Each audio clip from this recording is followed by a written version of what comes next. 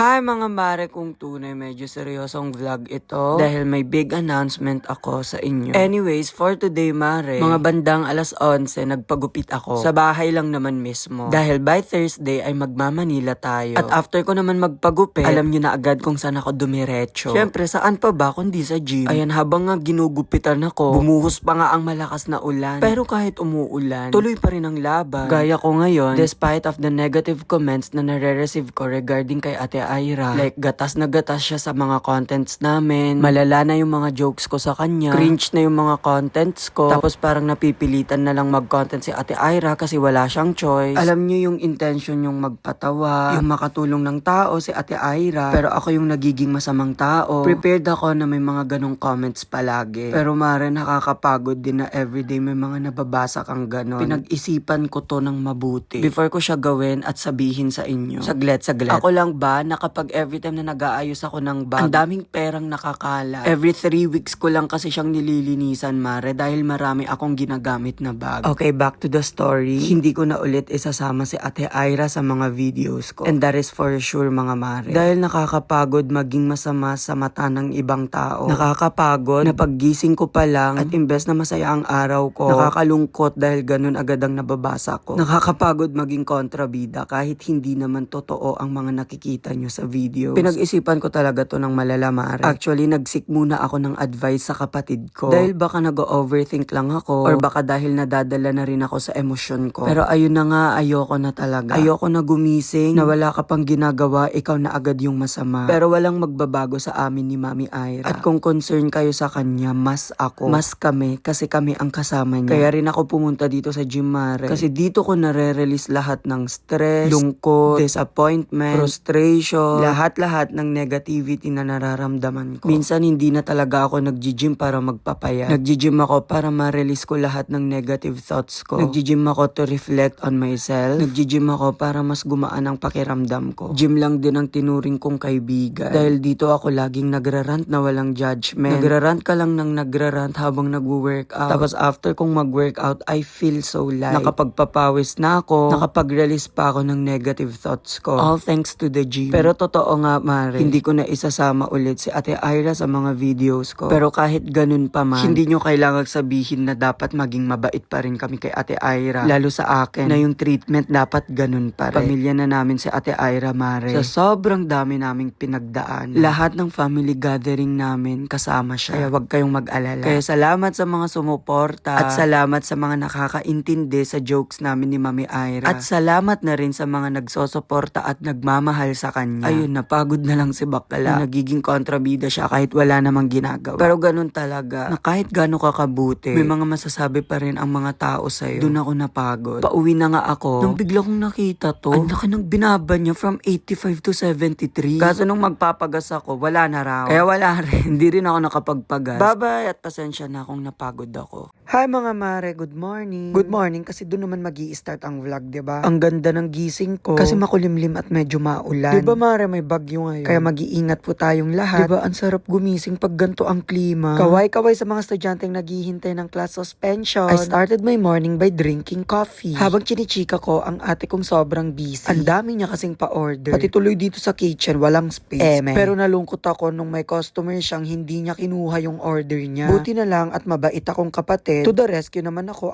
na lang ang bumili. Actually, hindi nga dapat ako mag-gym today. Pero sobrang lamig kasi. At feeling ko kapag nasa bahay lang ako, mapaparami na naman ang kain ko. Kaya pumunta na lang ako kahit tinatamad. Hindi naman tinatamad, pero rest day ko dapat ngayon. Ayan, para mas ganahan mag-workout. Parang kailangan ko muna mag-palpitate para hindi ko maramdaman agad yung pagod. Pangalawang kape for today. Gusto ko na ngang inumin dyan yung kape. Pero sabi ng kaibigan ko, wait lang, picturean ko muna. Ang hirap talaga magkaroon ng kaibigan na aesthetic. Take out nga dapat yan, pero napachika kaming dalawa. Kaya sa mismong cafe na namin ininom. May nakakilala pa sa atin. Thank you po. And the palpitation starts na. Fast forward, nung nasa gym na nga tayo, may gustong magpa-picture. Kaya ako na mismo ang lumapit sa kanila. Pero paglabas ko, wala naman sila. Kaya sabi ko, baka sa kabila sila dumaan. Tapos nung papasok na ako, may nakakilala ulit sa atin. Thank you po. Baka nasa kabila. Hello! Ayan!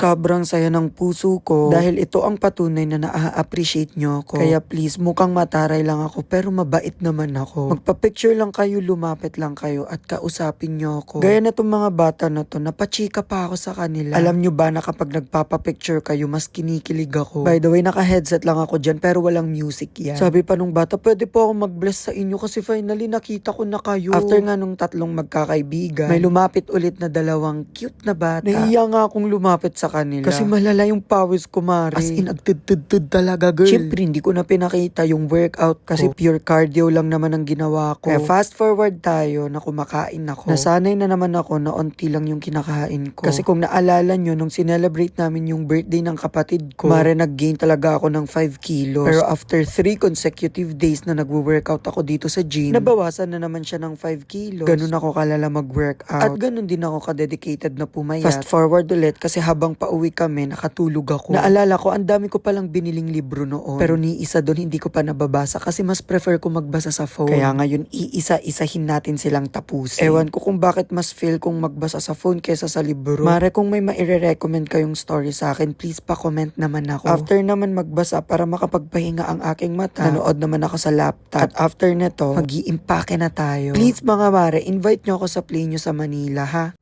Girl, oh my God! Napakain ako ng marami kagabi. Nakakaloka. Ay, mga mare kong tuna. Today is the day na magmamanila tayo.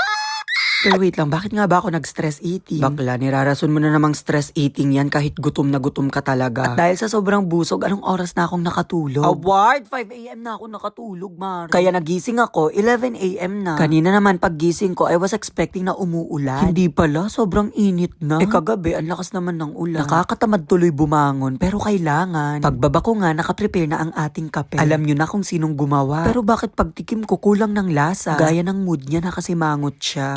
Kita naman sa reaction ko na nakukulangan ako sa lasa, kaya dinagdagan ko pa ng isa. So bale today nga pala, rest day din natin sa gym. Oo, rest day lang sa gym. Hinahanap na talaga ng katawan ko ang intense workout every day. Nga pala mga mare, invite nyo ako sa play nyo ha, please. One team na kami. Bale by 26 to 29, nasa around QC lang kami. And then from 30 naman hanggang sa susunod na mga araw, nasa Naik Cavite naman ako. So yeah, kita-kits na lang po tayo. At salamat agad sa mga mag-i-invite sa amin sa laro. Nagpapawis lang ako saglit kasi hindi rin kinaya ng katawan ko. Ina-asthma pa kasi ako, Mare. Finally, after 10 years, dumating din si Ate Divine para linisan ako. Nagpa-manicure foots pa at pedicure kiss. Para naman presentable tayo pag nasa Manila. Alangan namang sa Manila pa tayo magpapalinis, no, nakakahiya. After ko nga magpa-pedicure, nagpatulong naman ako kay Mami Ira. O baka may issue na naman tayo kasi sinabi kong hindi ko siya isasama na sa content. Syempre, normal lang na mahahagip siya sa mga videos ko minsan. Kasi kanino ba ako magpapatulong kung hindi sa kanya? Actually, minasahe niya rin ako. As an overpacker talaga. Sobrang dami kong magdala ng gamit. Ayan ang ugaling hindi ko na talaga ma-overcome every time na lumalabas ako. Tapos nag-try na rin ako ng mga outfits na gagamitin para pag lumabas kami, hindi na naman ako aabuti ng ilang oras para mag-prepare. Kasi dyan ako nahihirapan, Mare, sa pagpili ng outfit. Ay, excited na ako mag-Manila. Nag-Airbnb na pala kami, Mare. May nag-offer sa akin one time. For free, tas promote ko na lang daw. Bale, condo unit siya, tas pinaparentahan niya. Pero nakalimutan ko pangalan niya. Habang nag-outfit check ako, si Mami Ira ay busy naman sa mga gamit ko. Dahil dagdag ako ng dagdag ng mga gamit na ilalagay ko. Tapos pagbaba ko kasi nauuhaw ako, nakita ko tong si Jubang kumakain na naman. Ay nako, ewan ko sa'yo Jubang. Pero na-miss kita ma, thank you sa pagbisita. Before naman umuwi si Ate Ira, may ibibigay muna ako sa kanya. 500 for you Mami Ira for helping me pack my things. Ay, mga mare kong tuna!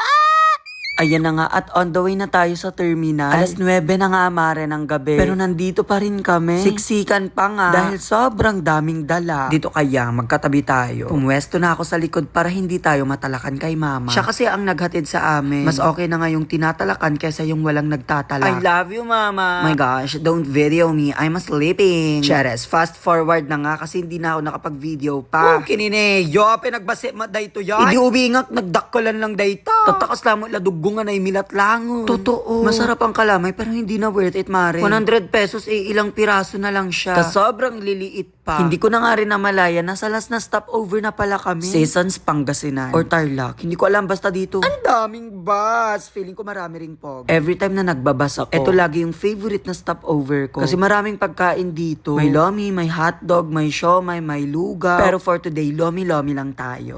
Sobrang cute ko. Sobrang paka. Woke up like this lang din yan, mare ha. No retouch and all. Pero as you can see, kissable. Pero pagdating talaga namin dito sa QC na, medyo nagproblema kami ni kuya. Kasi hindi nakita ng kapatid ko na yung check-in time naman namin sa nabook namin sa Airbnb is around 2 p.m. pa. 5 a.m. nakarating na kami sa Manila. Kaya naghanap muna kami ng hotel na pag-i-stayan namin for the meantime. Hindi na sana kami magche-check-in pa. Sa terminal na dapat kami maghihintay. Pero bakla, daig pa namin ang mga balikbayan. Sa sobrang dami naming gamit. Kaya nag-check-in na lang kami para na rin secured at makapagpahinga kami ng maayos. Nga pala, separate kami ni kuya ng nabook. Pero magkalapit lang naman kami, walking distance lang. Ngayon lang kasi nag-Manila ulit si kuya kaya ayoko siyang iwan. Diretso na dapat ako sa Cavite na kasi taga doon ang asawa ko. Chares! Pero syempre, gusto ko muna samahan si kuya. Baka sakaling man libre siya. Di ba Manong?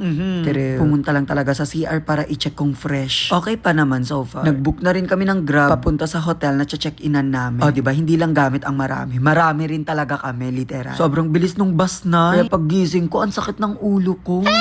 Manila, I'm so bad! Ayain niyo ko sa laro ha. Pero ang OA naman, may nag-aya agad ng laro na. Ngayong araw daw. Actually, may 3 nag-invite agad. Pero mga mami, magpapahinga muna kami ha. Pero sige, okay na yung 1 oras na pahinga. Kasi pag volleyball, na agad, ganun. Nag-check-in nga kami para makapagpahinga. Hindi naman ako makatulog. Kaya tumambay muna ako sa hotel lobby. SKL Mare, pagdating pala namin, inopen ko agad ang Food Panda. Tapos si kuya naman, may nahanap na agad siyang Unli Wingsan. Doon daw kami kakain mamayang gabi. O kininas, umorder pa ako ng kape. Zeus, ang lala ng kape nyo! Literal na hanggang ngayon, dilat na dilat pa rin ang mga mata ko.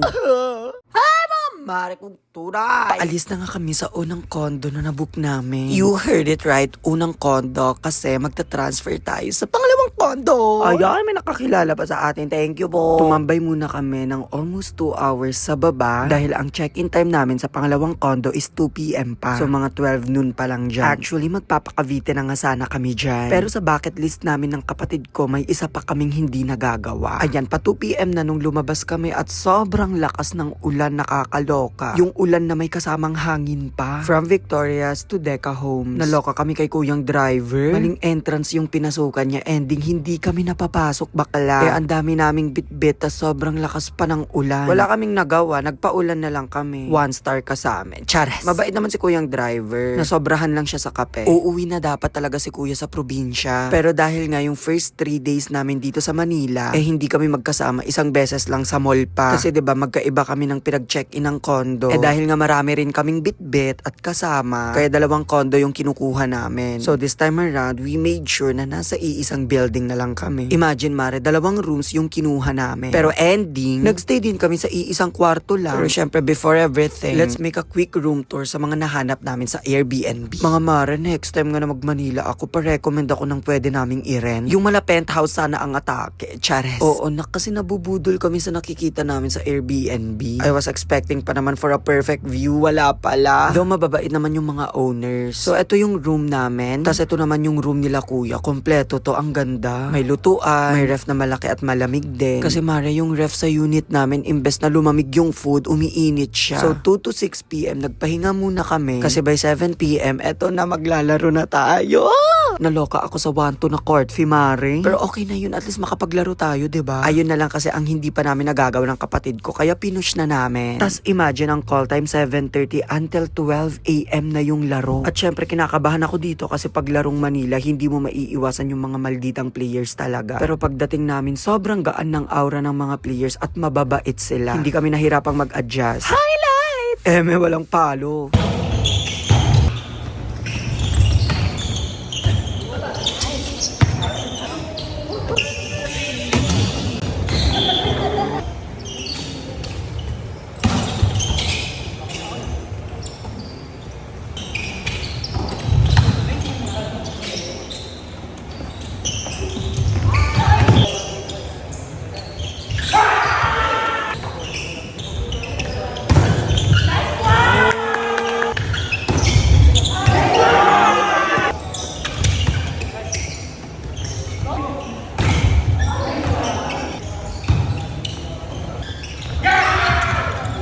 Graduation pa nga ni, may pa-ensaymada pa. Buti na lang hindi kami rank 1. Rank 2 kami bare, may sumpa kasi pag rank 1, diba? Yung first 2 games namin, talo kami. Akala din namin, ikutan lang siya. Kasi yung third at fourth game namin, nilaro na lang namin, mare. Nag-experiment kami ng mga positions para makapaglaro lahat. Biglang may laglagan pala, tas buti na lang top 2 kami. Di na rin ako masyadong nakapag-film. Fast forward na lang natin sa pumunta na kami sa unit nila kuya. Pagdating namin, nagluluto na rin sila. Ang daming foods, nakakaloka. Kaya wag na kayo magtaka, mare, kung tataba ako. Dahil yes, tumaba talaga ako. From 64 kgs, mare, naging 69 na ako. Ilang araw pa lang ako dito.